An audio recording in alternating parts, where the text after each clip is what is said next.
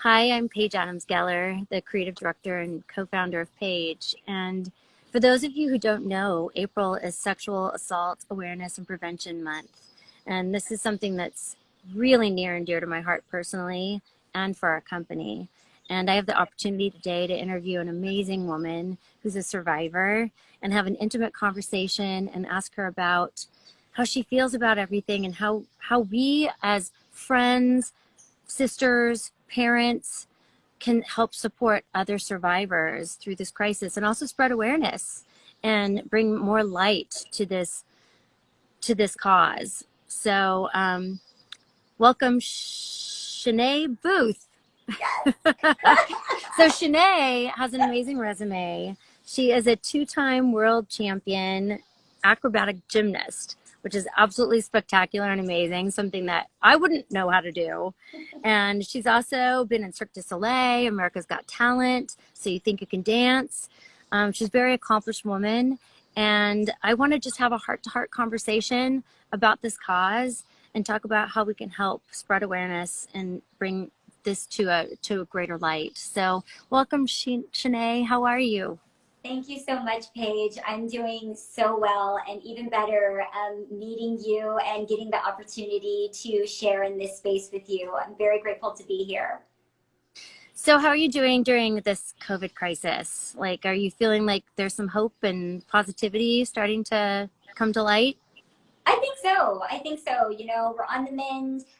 My vulnerable family members are getting vaccinated, and that's so important to me. And I've seen a lot of people kind of come into their own during this pandemic, to be honest, and do the things that they've been wanting to do for a very long time, but didn't necessarily have the bandwidth or the time to be able to invest in things that are very close to them and near and dear to their hearts. So I think that this is a very pregnant time. It has been, and I think we can all start to see the light at the end of the tunnel with things opening up and people beginning to get more protection so that they can go out and live more of their lives. I know, I'm excited too. I feel the same way. I was able to get vaccinated and I'm like so excited to like be able to get out there and finally start doing the things that I'm passionate about and things that I love. I sit on the board of the Rape Treatment Center and the Rape Foundation and also work with RAIN, the Rape, Abuse, and Incest National Network. And they're causes that are so near and dear to my heart. And so I wanted to ask you a little bit about your background and why you're so passionate about helping others and why you're here today to help support other survivors. Thank you so much.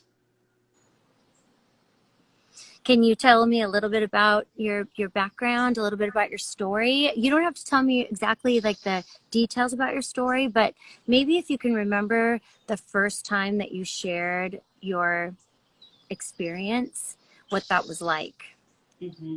Well, I had a very interesting journey. A little bit about my background. I'm a survivor of Usagymnastics. I unfortunately was raped and molested by my former USA Gymnastics coach, David Rickbaum, along with my former teammate, Amy Agnon, and actually several others that unfortunately did not participate in our criminal investigation. That started about 10 years ago. So I have been fighting USA Gymnastics now in court and on and off for the past, almost a decade now since my coach was actually convicted of rape and molestation. He was a decades-long pedophile within USA Gymnastics, never held accountable, and supported within the USA Gymnastics environment by many people in many prominent, powerful positions. And so the first time that I ever actually shared my story, I have a very strange way because I kind of fell into the criminal investigation. Things were coming to light and they came to me, and I had never spoken, really. I had only shared it with one other person in my life, and I never thought that I would be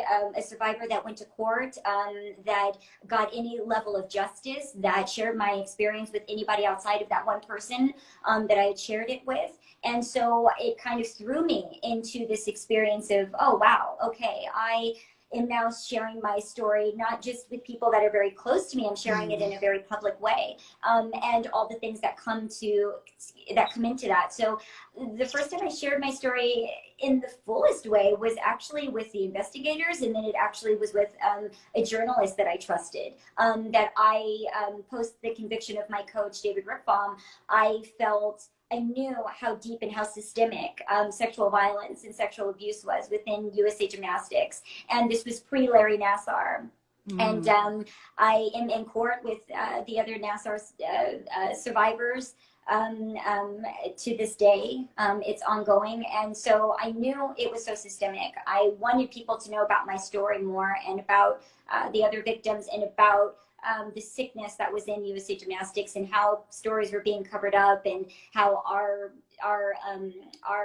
unfortunate stories and tragedies were perpetuated for so many years. And so that was my impetus to reveal all of the most intimate, terrible details of what had happened to me as a young girl, as a little gymnast, and what I saw in a very sick system that supported people in very prominent roles in an effort to get medals and money and sponsorships and deals, and to maintain this ideal that we have of what it means to be successful, what it means to be a gold medalist, what it means to be an Olympian. We're on the heels of that right now. So I knew then, by sharing my story, that maybe this was going to be a way to protect other little girls and boys in the system, and that was a step in the right direction.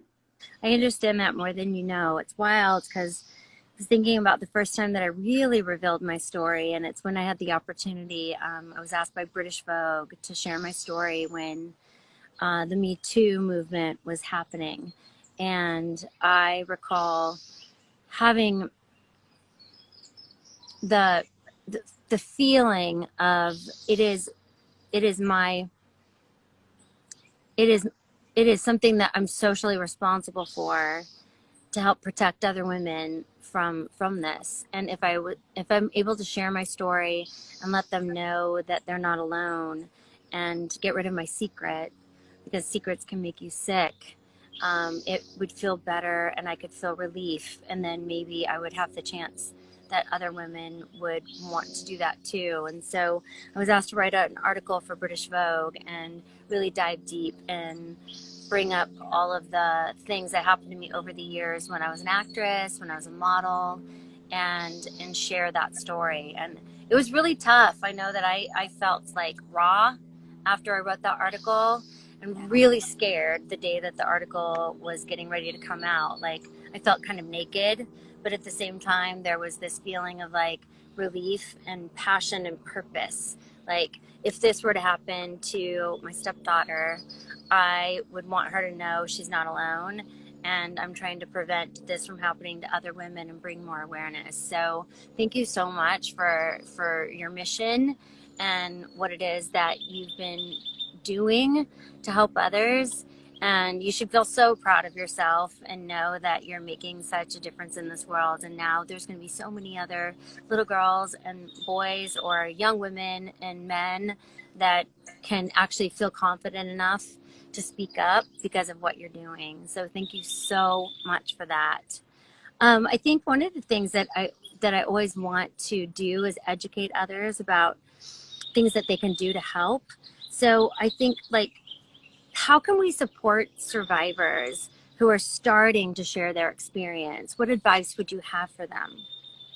You know, I have the advice that I have for someone starting to speak up is, first off, you can't have too much support when you're just starting to share your story. I think a lot of our journey is alone. Like you said, when you make those decisions to share your story, it's just you and maybe one other person that are coordinating how to do that. And so much of your experience in deciding to do those things is up to you.